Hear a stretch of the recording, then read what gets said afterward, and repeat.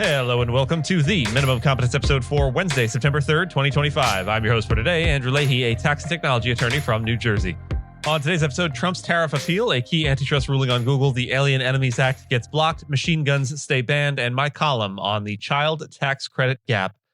Let's remember, what is rational is actual, and what is actual is rational. And read today's legal news. On this day in legal history, September 3rd, 1838, Frederick Douglass escaped from slavery, setting in motion a life that would fundamentally reshape American legal and political thought. Disguised as a free black sailor, Douglass boarded a train in Baltimore and made his way north to freedom, ultimately arriving in New York City. His flight from bondage was not just a personal liberation, it was a direct challenge to the legal regime of American slavery, upheld at the time by both state laws and federal statutes such as the Fugitive Slave Act of 1793. Douglass's successful escape, aided by forged documents and the relative leniency of Northern vigilance at the time, highlights the tension between laws protecting property and human beings and the moral and constitutional arguments against such laws. Once free, Douglass became one of the most powerful legal thinkers of the 19th century, though he was never formally trained as a lawyer. Through his speeches, writings, and public advocacy, he shaped legal discourse on citizenship, equal protection, and constitutional interpretation. He directly influenced Reconstruction-era legal developments, including debates over the 13th, 14th, and 15th Amendments. His 1852 speech, What to the Slave is the 4th of July, offered a searing legal and moral critique of the Constitution's complicity with slavery, while still asserting its potential as a freedom-promoting document when interpreted through a natural rights lens. Douglass's escape and the career it made possible also underscored the limits of law in the face of moral justice. In 1838, his very existence in the North was criminal under federal law. That reality would not change until the formal abolition of slavery in 1865. His advocacy helped lay the groundwork for a new legal order that could no longer reconcile itself with the ownership of people. September 3rd is not just the anniversary of one man's flight, it marks a turning point in the long legal struggle to align American law with its professed ideals. President Donald Trump is prepared to ask the U.S. Supreme Court to uphold his administration's use of emergency powers to impose broad tariffs, including those targeting fentanyl and reciprocal trade imbalances. This follows two significant legal defeats, including a 7-4 ruling by the U.S. Court of Appeals for the Federal Circuit, which found that the International Emergency Economic Powers Act, or IEEPA, does not grant the president sweeping tariff authority. The court held that the statute, enacted in 1977, lacks any reference to tariffs among its regulatory tools, creating a serious challenge to the legal basis for Trump's actions. Despite the legal headwinds, Trump's team remains optimistic, noting the conservative 6-3 majority on the Supreme Court and the court's traditional deference in matters of foreign affairs. However, legal scholars suggest the case hinges on the major questions doctrine, which requires Congress to speak clearly when authorizing executive action with major economic or political impact. This doctrine was previously used to strike down President Biden's student loan forgiveness plan in 2023. Observers expect the court to address whether IEEPA's silence on tariffs means such powers were never intended. If the court rules against Trump, his administration is already eyeing fallback legal authorities, including Section 232 of the Trade Expansion Act and Section 338 of the Smoot-Hawley Act, to keep tariffs in place. Meanwhile, nearly $66 billion in collected duties could be subject to refunds if importers challenge payments.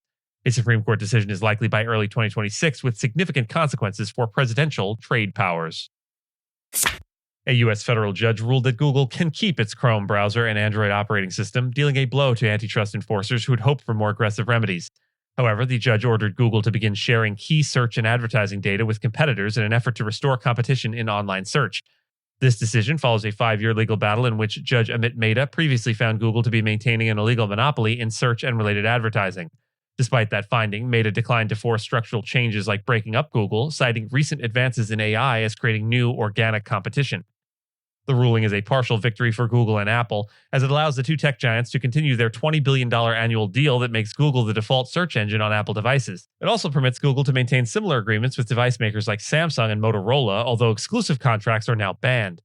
Google's stock jumped over 7% in after-hours trading following the decision. The court emphasized that AI companies like OpenAI are already better positioned to compete with Google than traditional search competitors have been in decades. The data sharing order could benefit developers of AI-powered search tools and browsers, but the competitive impact may not be felt immediately. Google, while considering an appeal, expressed concerns that the order could undermine user privacy. The ruling is likely to be reviewed by the U.S. Supreme Court, where Meta's restrained approach may stand a better chance of surviving appeal. The case is part of a broader government crackdown on big tech, which includes ongoing legal battles involving Google, Meta, Amazon, and Apple. The U.S. Court of Appeals for the Fifth Circuit ruled that President Donald Trump unlawfully used the Alien Enemies Act of 1798 to deport a group of Venezuelans he alleged were members of the Tren de Aragua gang. In a 2-1 decision, the court issued a preliminary injunction blocking the deportations, marking the first appellate ruling to directly address Trump's invocation of the centuries-old law through a March 14th presidential proclamation.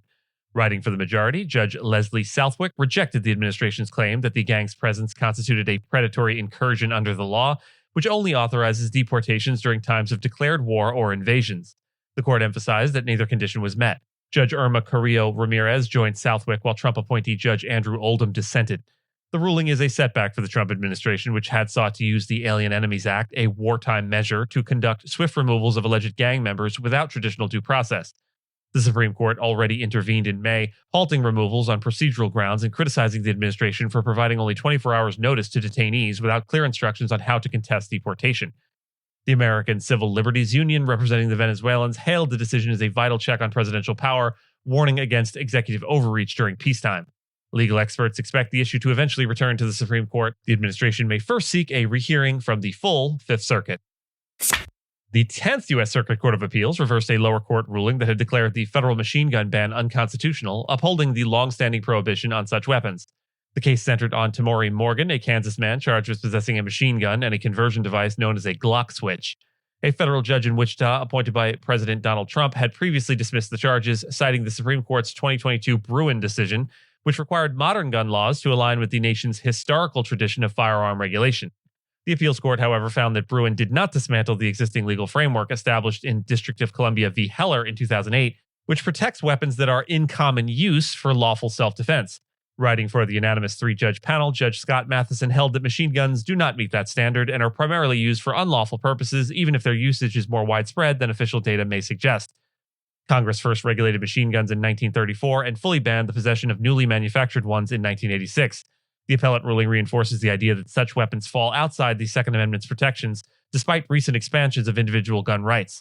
The court emphasized that even under Bruin, regulations do not require a perfect historical match, only a relevant analog, which the machine gun ban has. And my column for Bloomberg this week takes a hard look at the newly expanded Federal Child Tax Credit, or CTC, and asks whether it's really doing what it claims, reducing child poverty. On the surface, the policy looks like progress. The maximum credit is up to $2,200 and is now indexed to inflation, something advocates have long called for. But dig into the mechanics and a more troubling picture emerges.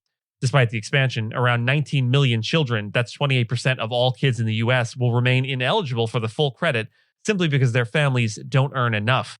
That's not a glitch, it's built into the law. The income phase-in structure means the poorest families, those most in need, get the least. In fact, a family of 4 has to make $41,500 per year to qualify for the full benefit, well above the federal poverty line of $32,150. This flawed design disproportionately affects Black, Latino, and Native American children, as well as kids in single-parent and rural households. And it's a bipartisan failure. Columbia University's data shows the exclusions cut across red and blue congressional districts almost evenly. That's part of what makes this so frustrating. Lawmakers on both sides get to claim credit for expanding the CTC, even as millions of children continue to be left behind. Meanwhile, states are quietly filling the gap. Since the expiration of the more generous pandemic-era CTC in 2021, about a dozen states have implemented their own refundable credits. The results speak volumes. In Minnesota, for example, a $1,750 per child credit is projected to lift 13,000 children out of poverty, nearly half the impact the expanded federal credit had in that state. Colorado and Vermont have seen some similar successes. And the message here is pretty clear. It's that small, targeted, refundable state credits can work and are working. Columbia's numbers prove that these policies are more than symbolic. They're helping real families. But that momentum could vanish if states assume Washington has solved the problem. The federal version may dominate headlines, but it's the state-level credits doing the actual heavy lifting. Tax policy doesn't usually offer much moral clarity, but this time it does. States have the tools to fight child poverty. The only real question is whether they'll use them or wait around for Congress to deliver another big, beautiful fix that never arrives. And with that, and as always, I thank you so much for listening to Minimum Competence, your daily news podcast for lawyers. If you're looking for more than Minimum Competence, links to further reading and all the topics touched on today are in the show notes. And reviews go a long way towards helping new listeners to find our show. If you have a moment, leave a rating or review on your podcast player. We'd sure appreciate it. And if you know someone that might be interested in the story we cover, consider sending them the episode. But remember, nothing here should be construed as legal advice because it is certainly never that.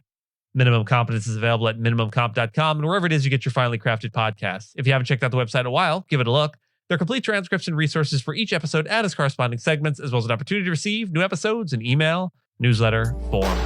We'll see you back here tomorrow, and until then, remember, genuine tragedies in the world are not conflicts between right and wrong. They are conflicts between two rights.